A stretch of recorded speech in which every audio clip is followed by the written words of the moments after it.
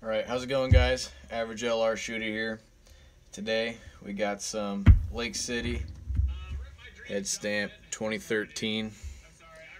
Reason this is on the reloading bench today is we're going to be loading some M118LR loads for my AR-10 M110 kind of copy rifle that you saw in the last video. So we got 100 pieces in front of us. We're going to be loading them with 175 grain Sierra Match Kings, which is the correct bullet for M118LR. We're also going to be using IMR 4064, 42.5 grains of it. This is also the correct powder and charge weight that the M118LR uses. So we're going to be doing 100 rounds, like I said.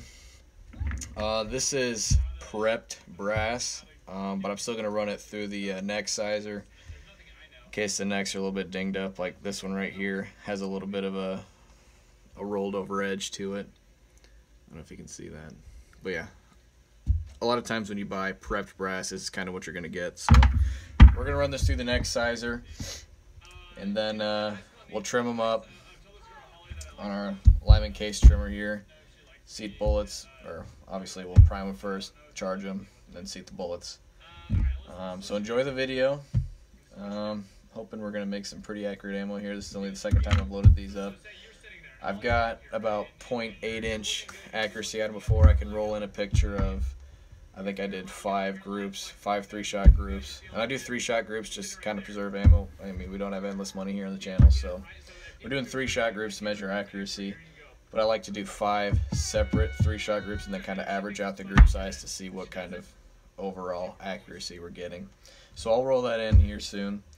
But yeah, we're going to get started. We're going to neck size these first. We're off to the races.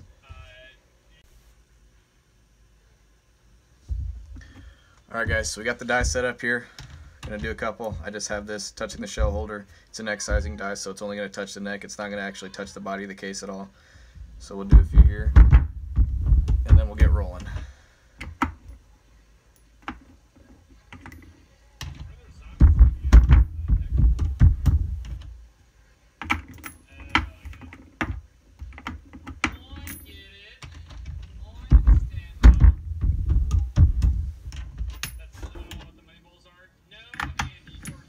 Alright guys, so we're about done neck sizing these. We're just doing the last few. Like I said, the next step, we're gonna get the cutter set up using a Lyman lathe type cutter. I like it so far. I've loaded probably a couple thousand rounds on it and it works really well for my purposes. Gets them done quickly enough, but you still maintain a good amount of precision when using it. So I think I'll stick with it for now. But when I cut these, I have one case that I saved and I keep it in my die box, and this is my trim piece.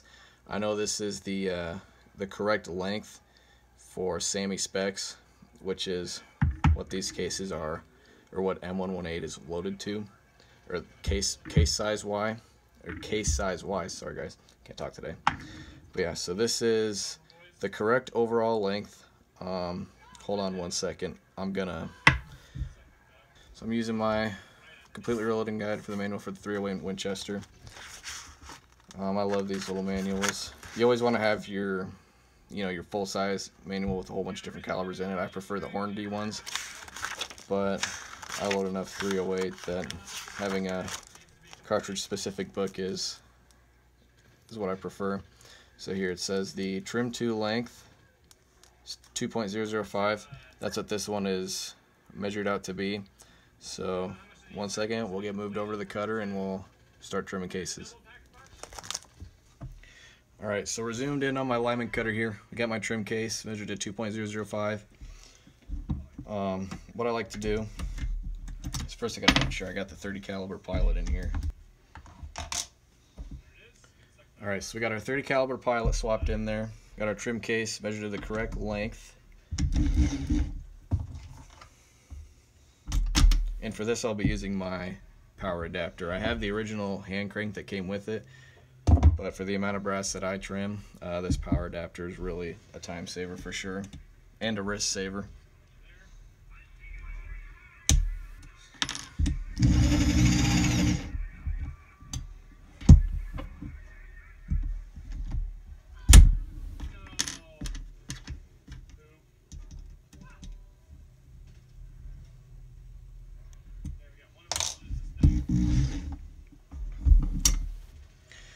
Alright guys, so we got our case trimmer set up. It's literally that easy if you have one case measured to length that you save.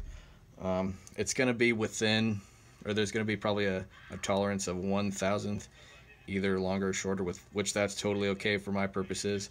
I'm not loading this ammo for absolute precision like I would with my 6.5 Creedmoor or 300 Win Mag bolt guns.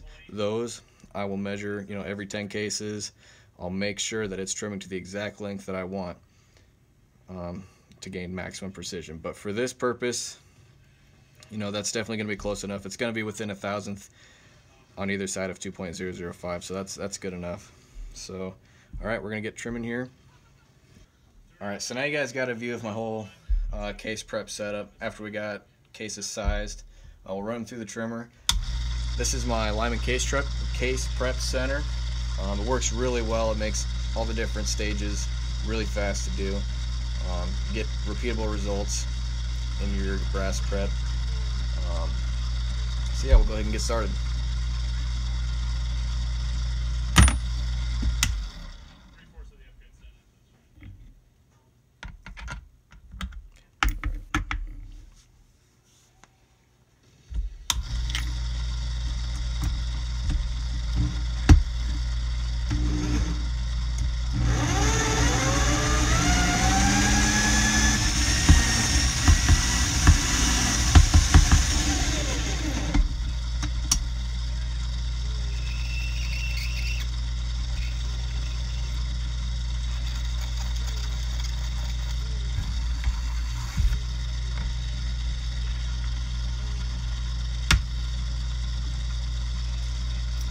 Cut in for a second quick. I like to, on semi-automatic rifles that I'm loading for, I like to use case length gauges, and it just helps me reassure that the case is within spec size-wise. This is basically just a faux chamber. So the right round slides in there nicely, slides out nicely. You know it's going to chamber well in any 308 because this is semi-spec.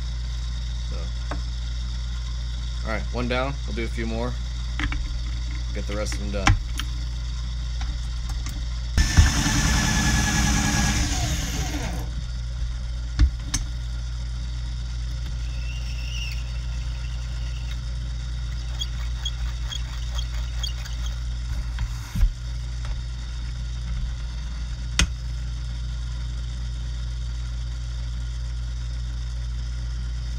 Alright guys, so it looks like this one finally got hit by the trimmer. A lot of these are actually under 2.005, so the trimmer's not hitting them because this is prepped brass. So a lot of these are actually trimmed to the right spec. But just to double check, we're going to measure this one here. This is the 12th one I've done. So let's see, zero it out. So yeah, 2.004.5. So that's within our 1/1000th tolerance. So we're good to go.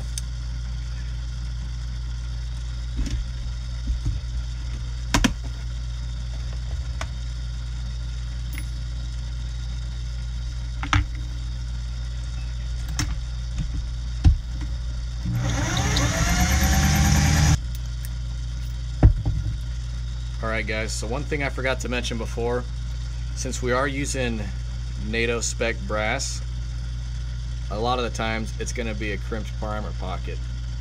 So you can see that little ring around it there. So that's a crimped primer pocket. But I'm going to hold off on cutting a chamfer around that primer pocket because I'm using CCI number 200 primers, and before I cut that chamfer on the primer pocket, I want to see if I can slip primers in there without doing it. Because the less I do to modify the primer pockets on these, the less material I take away, the longer they're going to hold primers tight. So if I can get by with just squeezing primers in there nice and tight now, that means I'm going to have a little bit longer brass life and not have loose primer pockets. So, alright, so we'll keep rolling. So to kind of speed up the process, a lot of these aren't even getting hit by the trimmer, so they're within semi-spec. So what I'm going to do, this case gauge is cut to 2.005 as well. So by looking at the case and getting it fully seated in there, I'll be able to tell just by feel and by looking at it if a case is in spec or not. So unless it is raised above this lip, I'm not going to put it in the cutter. It'll just kind of speed things up a little bit. But I am still going to chamfer and deburr the case mounts just to help bullet seating be a little smoother, and then having this edge chamfered a little bit could help chambering a little bit. So we're going to keep rolling.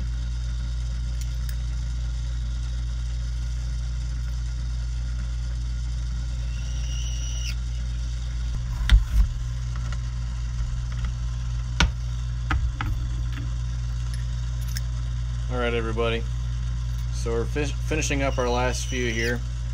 Turns out almost all of these were within length spec, so that made my job easy. Just a little recap. We started trimming, realized that a lot of them actually didn't need it, like I said. So we're still running them through the through the case length gauge, make sure they're chambering well, they're not too long. And if they're not, which most of them aren't, we're running them through the chamfering, deburring, a brush here to make sure there's no shavings left on the inside of the neck, and then we're just cleaning out the primer pockets. So pretty uneventful so far, everything's going well, it's always a good sign. Next we're gonna see how priming these goes, and like I said, if this crimp isn't too bad, or if it's wore down enough from the factory punching the primers out, we might be able to slip primers in there and get a good firm seat without having to trim this this crimp out. So we'll get started on that and see if these prime.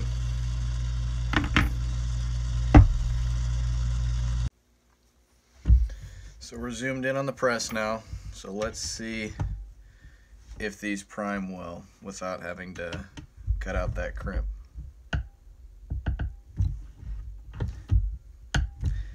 Yep, so turns out that's a little harder than I want these primers to seat. So we're gonna go ahead, if I can get this primer arm in there, we're gonna go ahead, cut that crimp out of these, and we'll get back to priming.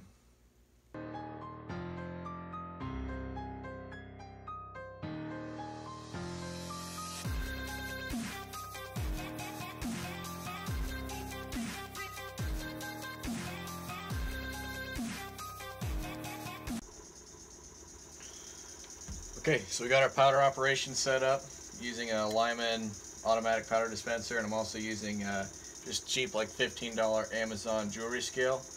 But I highly recommend this thing if you're going to be weighing out precision powder weights. So we're dropping 42 grains. Before I think I said 42 and a half, but it's actually 42 grains of IMR 4064. And by the way, guys, warning: never copy someone else's load, because I know this is safe in my rifle, but it might not be safe in yours. So we'll go ahead and get started. Got the die pretty much set up. I'm gonna have to do some fine tuning to get that correct overall length, which is receding to 2.800. So got everything set up, do some fine tuning on the die, we'll get rolling.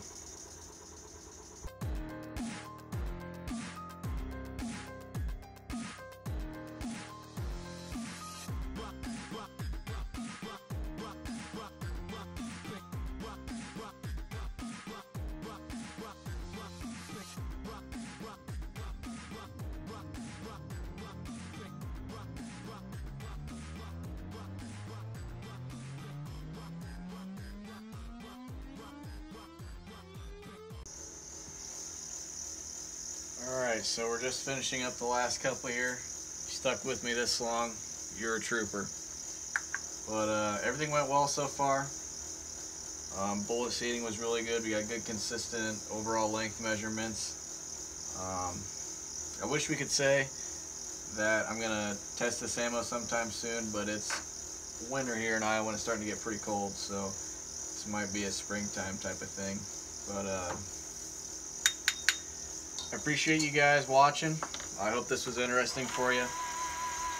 I'm gonna try to do an alternating reloading, shooting videos. So thanks for watching. Again, this is Average LR Shooter. Like and subscribe, comment down below.